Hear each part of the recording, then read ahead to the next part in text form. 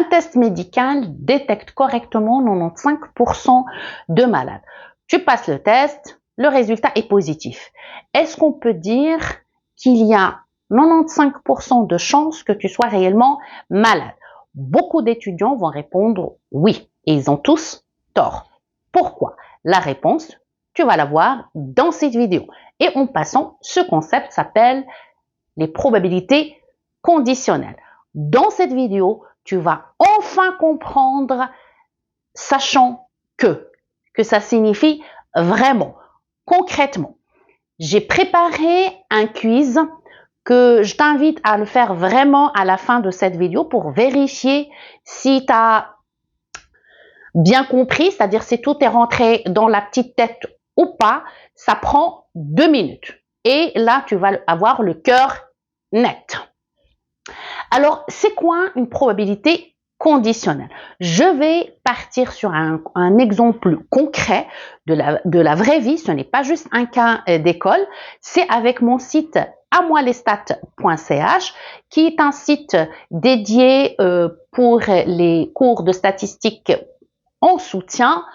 Tu as du contenu gratuit. Il est basé vraiment sur le sens. Donc, si tu cherches à comprendre le sens avant les formules, c'est pour toi. Le lien, il est dans le descriptif. Alors, donc, parmi les visiteurs de mon site, 60% des étudiants viennent de l'économie. En fait, ils font un bachelor en économie d'entreprise. Et parmi ces étudiants, il y a 45% qui vont prendre un module avec amoilestat.ch. La question est: quelle est la probabilité qu'un visiteur s'inscrive à un module, sachant qu'il est un étudiant en économie d'entreprise, niveau bachelor? Alors ici, le mot-clé, il est sachant que. Okay? Donc ici, on ne parle pas de n'importe quel visiteur ou de tous les visiteurs. On parle uniquement de ceux qui sont déjà des étudiants en bachelor économie. Donc ici, on réduit l'univers. Donc on parle d'une information qu'on connaît déjà et qu'on voudrait l'intégrer. Sachant cette information, on voudrait l'intégrer dans le calcul de la probabilité. Alors c'est exactement le concept, en fait, ou le cœur d'une probabilité conditionnelle. Donc, la probabilité conditionnelle, si je veux faire juste une toute petite définition en partant de ça, donc la probabilité conditionnelle, c'est que lorsqu'un événement A se produit, sachant que un événement B déjà réalisé, c'est-à-dire cet événement-là, il est déjà réalisé et on veut l'inclure pour trouver la probabilité d'un autre événement A. Donc, mathématiquement, comment on va l'écrire? On va écrire P pour probabilité, on va faire un slash, et puis ce qui est à droite, c'est ce qu'on connaît déjà. Donc, B, je mets B, et le B, c'est ce qu'on connaît. Et puis, je voudrais inclure cette information-là pour trouver l'événement A. Donc, ça se lit la probabilité de A, sachant B. Alors, dans notre exemple, si je veux le traduire pour notre exemple, j'aurai P, donc le slash, ce que je sais, c'est que l'étudiant est déjà en économie d'entreprise, et puis la probabilité qu'il s'inscrive. Et donc là, c'est la probabilité que j'ai, c'est 0,45, parce qu'on a dit que parmi les étudiants qui sont en économie d'entreprise, il y a 45% qui prennent un module avec amoilestat.ch. Donc, ici, ce n'est pas la probabilité de n'importe quel visiteur qui s'inscrive. C'est vraiment ceux qui sont dans la filière bachelor économie d'entreprise. Alors, maintenant, généralement, l'erreur classique que je vois chez beaucoup de mes étudiants et même des fois chez certains professionnels, quand par, je sais pas, des juges, des journalistes, la probabilité de A sachant B n'est pas égale à la probabilité de B sachant A. C'est très important, je le répète encore. C'est vraiment pas du tout la même chose. La probabilité de A sachant B est différente de la probabilité de B sachant A. Donc, je vais revenir à mon exemple du test médical. Donc, on sait que, si je le traduis le 95%, donc on sait que la personne, elle est malade, donc le slash, et puis je mettrai malade. Le test, qu'il soit, la probabilité que le test soit positif est égale à 95%, donc 0,95. Donc, si la probabilité ici d'avoir un test positif, sachant que la personne, elle est malade.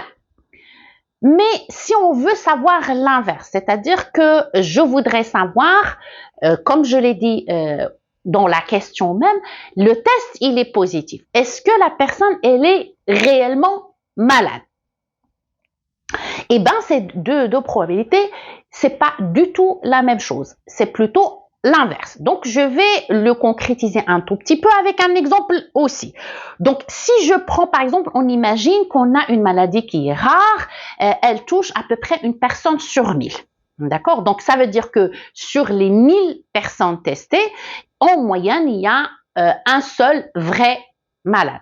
Donc, le test va détecter avec 95% de chance, donc ce qui est énorme, donc correctement, mais c'est pas à 100%. Donc, supposons qu'on a, par exemple, un taux d'erreur de 5% de faux positifs. Ça veut dire quoi? Ça veut dire que lorsque la personne, elle va passer le test sera positif, alors que dans la réalité, elle n'est pas malade. D'accord? Donc, si je prends, donc dans la réalité, elle n'est pas malade. Ça veut dire que, par exemple, sur 51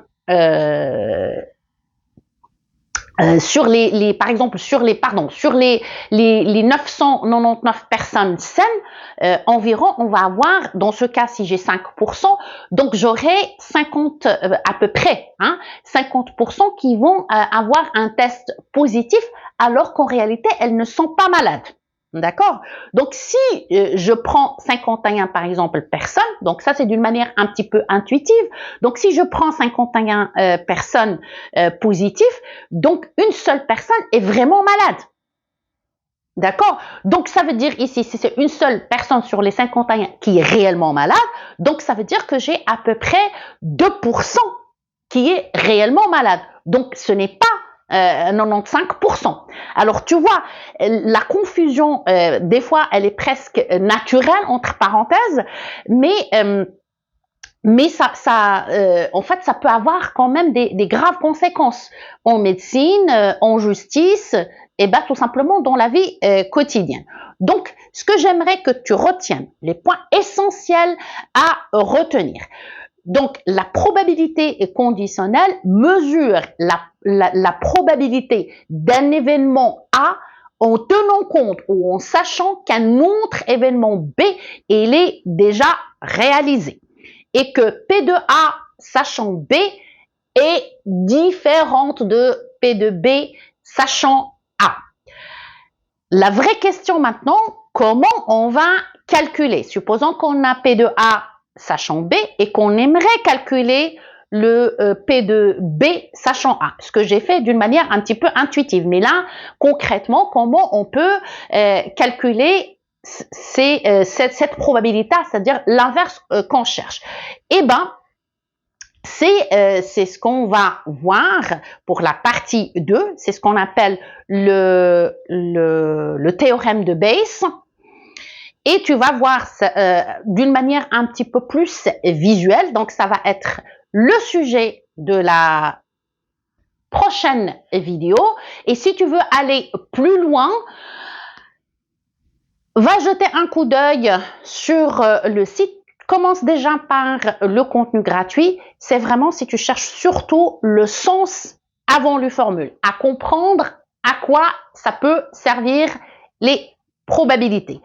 N'oublie pas de faire le quiz, c'est très important pour que tu puisses vérifier si tu te rentrais dans la petite tête ou pas. Je t'ai déjà dit que tu as le lien dans le commentaire épinglé et tu as aussi ici le QR code. Et moi, je te retrouve pour la prochaine vidéo. On va voir la partie 2. À bientôt!